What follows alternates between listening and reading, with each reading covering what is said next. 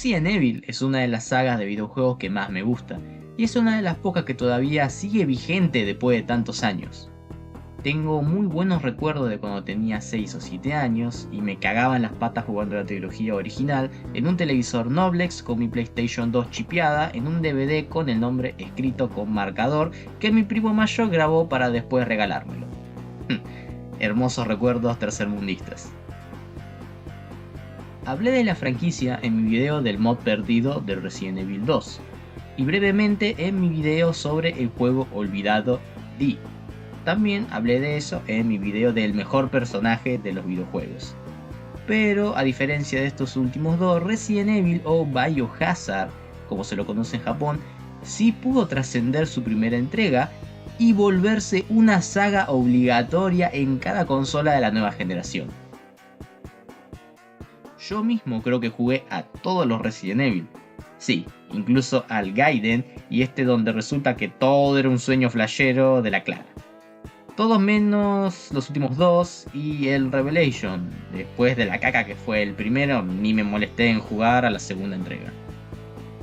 Conforme pasan los años, la saga supo transmitirnos sentimientos de desasosiego, tristeza, pasando por el terror y una ligera paranoia a la hora de jugar, al no saber con lo que nos encontraríamos a medida que jugábamos.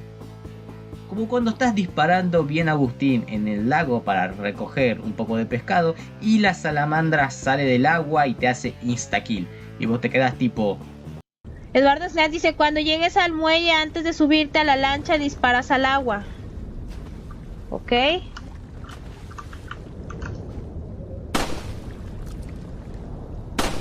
No pasa nada.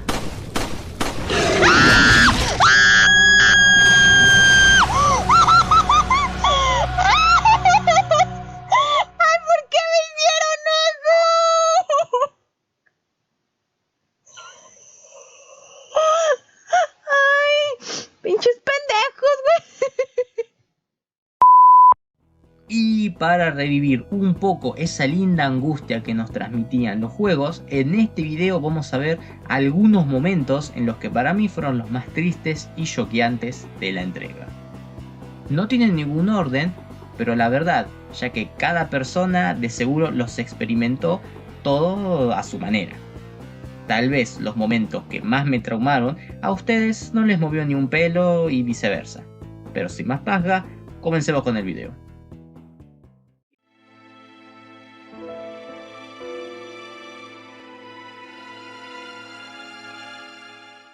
Empezamos este video con el escenario de Resident Evil Outbreak File 2, Underbelly. Acá tenemos que pasar por un considerablemente gran escenario de subterráneos, donde no hay nada más que oscuridad y gritos.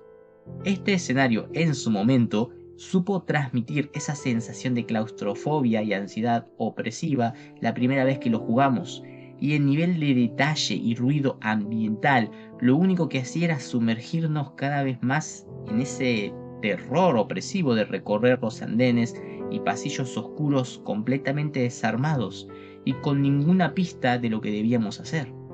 Porque también un buen diseño de escenario basta para darnos un muy buen susto.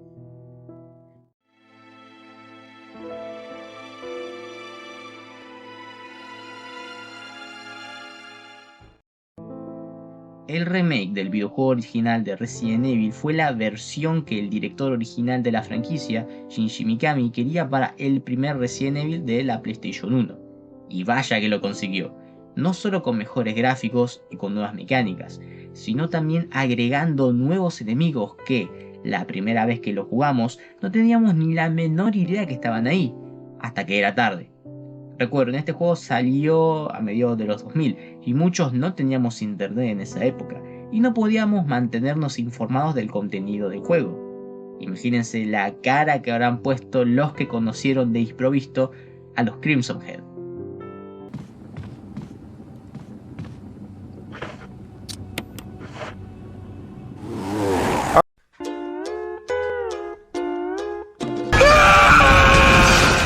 Oh sí.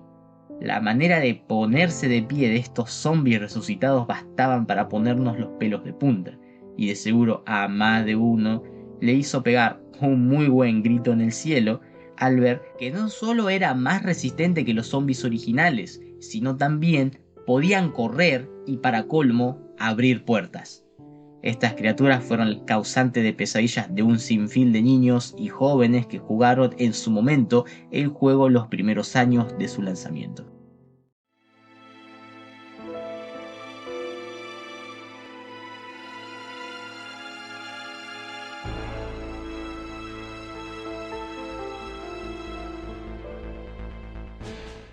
Kenneth Sullivan tiene el infortunio de tener uno de los finales más choqueantes de la franquicia. Y para los que no lo conocen, Kenneth fue uno de los primeros miembros del equipo Bravo en llegar a la mansión Spencer y fue el primer personaje de la franquicia en ser devorado por nada más y nada menos que el primer zombie con el que nos encontramos. Originalmente solo teníamos la animación del zombie comiéndose a Kenneth, y después podíamos interactuar con su cuerpo, pero en el remake agregaron un poco más de historia al trágico final de Kenneth, al darnos una videotape que debíamos guardar acerca del final para insertarla en un proyector, donde veríamos los segundos finales de Kenneth.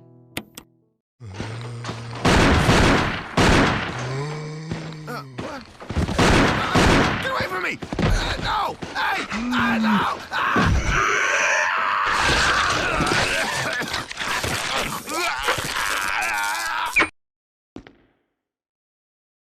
Los gritos desesperantes y los jadeos del zombie alimentándose nos dejó a más de uno, bueno, como los hijos de Ned Flanders cuando vieron por primera vez Tommy y Daly.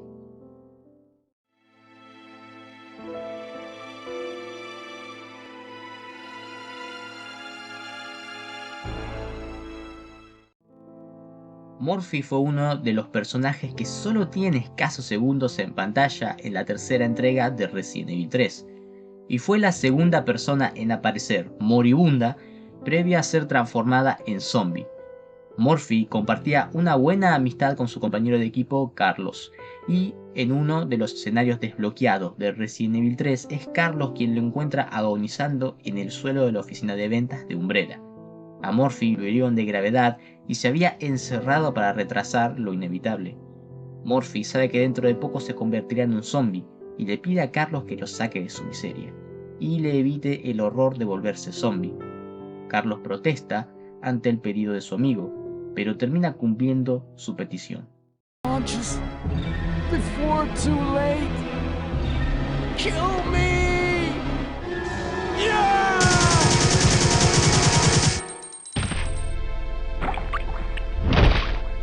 Murphy. Why? No. Recuerdo que al ver esta escena por primera vez me dejó un mal sabor de boca y sensación de malestar que duró hasta el escape en el tren. Como curiosidad, Murphy aparece en la cinemática de introducción lanzándole una granada a los zombies y luego es sorprendido por uno de los zombies quemados. Volvemos a Raccoon City y esta vez nos concentraremos en aquellos personajes que nos encontramos a medida que avanzábamos en el juego. Aunque la primera vez que los vimos, muchos pasamos de ellos, pero pónganse a pensar en aquellos pobres habitantes de la ciudad. Muchos murieron durante la pandemia, pero algunos llegaron tan lejos en el juego como para escapar, pero al final sucumbieron como los demás. Un ejemplo de esto era la pareja que encontramos en la torre del reloj en Resident Evil 3. Acá vimos los cuerpos sin vida de un mercenario y una joven que en sus últimos momentos fallecieron abrazados. En esta parte podemos encontrar un archivo que es el diario del mercenario que nos explica más a fondo lo que le pasó a él y a la pobre muchacha.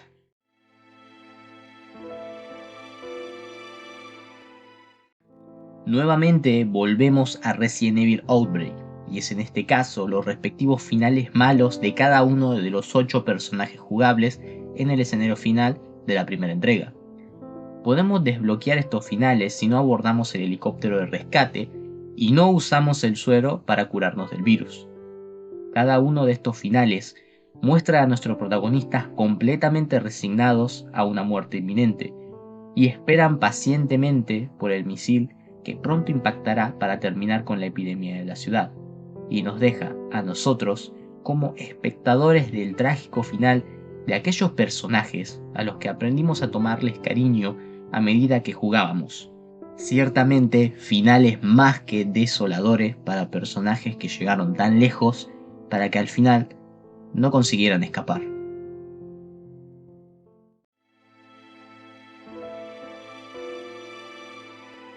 Una de las mini historias que encontramos en el remake de Resident Evil 1, y muy digna para el guión de una película, era la historia de Lisa Trevor, la que fue alguna vez la hija del arquitecto de la mansión Spencer, que fue encerrada en la mansión junto a su familia y obligada a ser el conejillo de indias de los malignos experimentos humanos de Umbrella. La pobre Lisa pasó años formando parte de estos experimentos junto a su madre, que terminó por perder la cordura y asesinar a su madre en un ataque de ira descontrolada, pensando que era una impostora, y portando su rostro como máscara sobre su deforme rostro mientras vagaba por la mansión, tal vez buscando a su madre o simplemente habitando la instalación abandonada como una suerte de casa. Pero lo distintivo es que Lisa no era una criatura sin emociones o pensamiento como los otros enemigos, sino que tenía un grado de inteligencia y memoria de tal forma de ser capaz de prender un fuego en una chimenea y dormir en una cama, y reconocer el cuerpo de su madre fallecida dentro de una cripta en lo profundo de la mansión, así como precipitarse a su muerte al tirarse al vacío. De lejos, el personaje más trágico de la franquicia.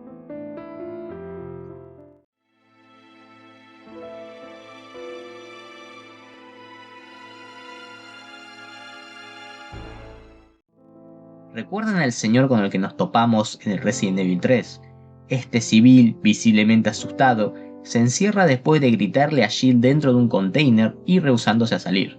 Bueno, hay un cómic donde vemos cómo este hombre llamado Darío Rosso, un escritor frustrado devenido en un comerciante, escapa junto a su familia de una horda de zombies, y en un ataque de cobardía gigante, Darío deja atrás a su familia mientras escapa completamente solo, escuchando cómo su familia es devorada por los monstruos.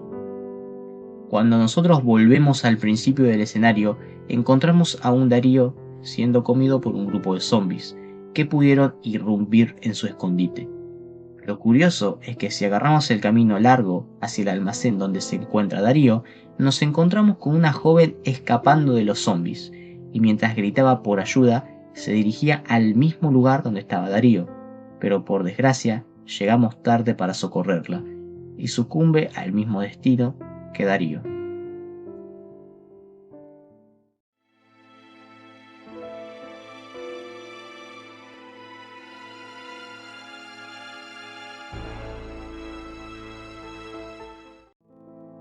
Marvin creo que fue el único personaje secundario de los juegos originales que supieron remakear correctamente junto a su conflicto en el Resident Evil 2 Remake. Marvin era uno de los pocos policías que se encontraban vivos durante el incidente de la comisaría durante las horas finales de Raccoon City, y de los únicos que se encuentran Leo y Claire en el juego. Marvin fue uno de los pocos policías que se le dio cierto trasfondo y continuidad en el juego, apareciendo en varias entregas como el Resident Evil 2 y 3 y sus respectivos remakes, en el Resident Evil Dark Chronicles y en el Resident Evil Outbreak 2, donde incluso se puede comprar a su personaje en la tienda y se puede jugar como un protagonista más. Marvin, después de que la situación se descontrolara y con graves heridas en su cuerpo infligida por los zombies, pierde la vida al transformarse en uno, y nosotros somos testigos de esta transformación, y debemos ponerle fin a su sufrimiento. Un final trágico para uno de los pocos sobrevivientes de la ciudad que peleó hasta el final.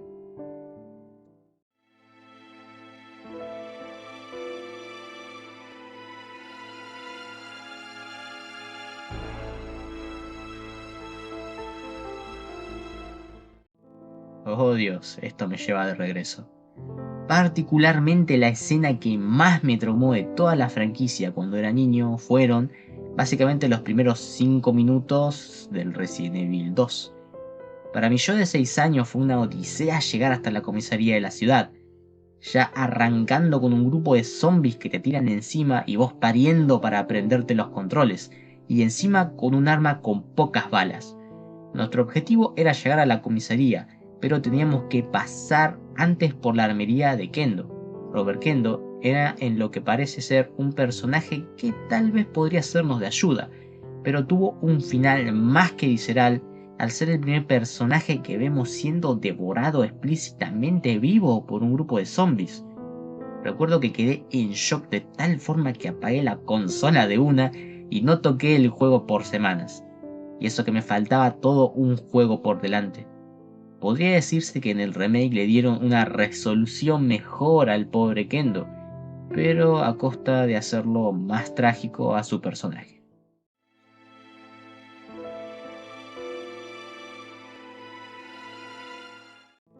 Y la siguiente escena de shock fue con el jefe de policía Irons, que, dependiendo en qué escenario se lo juegue, le puede pasar a él o al periodista Ben en una de las celdas. Birkin infectado lo inocula con una de las plagas y naturalmente el parásito rechaza el cuerpo y hace que salga expulsado del mismo, pero no sin antes partir a la mitad al pobre diablo de su huésped. Recuerdo que esta escena no me traumó tanto como la de Kendo, porque Brian Irons era un cerdo que merecía ese final, pero no deja de ser súper choqueante. Otras escenas que sí hizo que se le salgan los frijoles a más de uno, incluyéndome, fueron las dos escenas donde introducen a dos enemigos emblemáticos, como lo fue el primer Licker y Nemesis. Ya de por sí se nos da una idea mostrándonos una escena del bicho pasando por la ventana rápidamente, para posteriormente soltarnos una escena donde vemos a la criatura en todo su esplendor CGI de finales de los 90.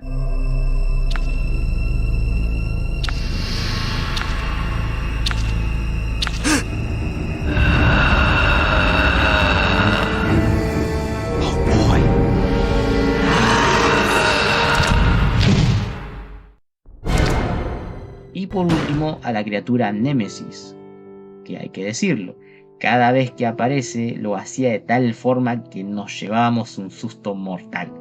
Pero la primera escena donde aparece y la de la ventana son sus apariciones más emblemáticas.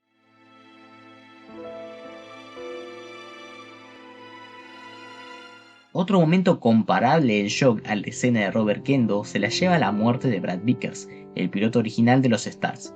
En esta escena, un pobre Brad muy malherido y con signos de haber sido infectado con los tentáculos de Nemesis, aparece ante una sorprendida Shield. Todo para revelarnos su trágico final, siendo brutalmente atravesado por uno de los apéndices de Nemesis y arrojado al piso como si fuera una bolsa de basura. Estoy seguro que a más de uno le pasó lo que a mí me pasó en Resident Evil 2 con Ken. O sea, la puta madre, al tipo le acaban de pulverizar el cráneo por una criatura desconocida. Y esa misma cosa viene por nosotros ahora.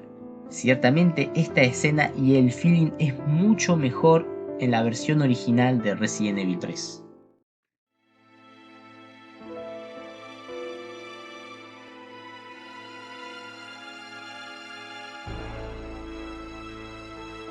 Si pensás que el enemigo que más miedo daba de Resident Evil 4 eran los regeneradores, bueno, te equivocas. Este lugar lo ocupa el Mega Doctor Salvador. Este maldito enemigo es exclusivo del minijuego Mercenarios, una vez terminado de pasar el juego. Nuevamente recuerden el contexto de cuando salió el juego. No había internet en esa época. Más bien, no le dábamos el uso que le damos hoy. Y para conocer un juego teníamos que jugarlo o leer del mismo en revistas de juegos. Pero bueno, imagínense jugar al escenario del puerto y después de unos minutos escuchan un sonido de motosierra oxidada acercándose a ustedes y ver esto aproximándose al jugador. Encima con Leon, que no tiene muchas armas para enfrentarlo. Aunque solo aparece en el minijuego, fue un verdadero terror para los que nos quedábamos traumados con la inclusión de un enemigo con motosierra en los juegos. ¡No maté! ¡Morí! ¡Concha tu madre! ¡Ah! ¡Ah!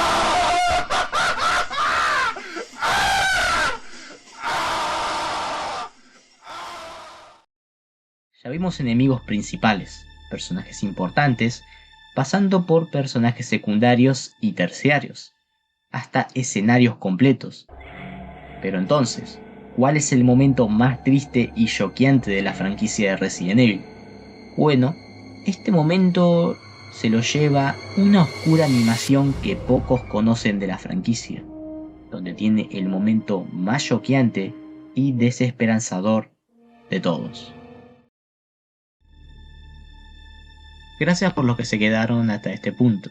Espero utilizarlo lo más pronto posible. Si el video te gustó, suscríbete para ver mis próximos trabajos y deja tu comentario más abajo y comparte el video.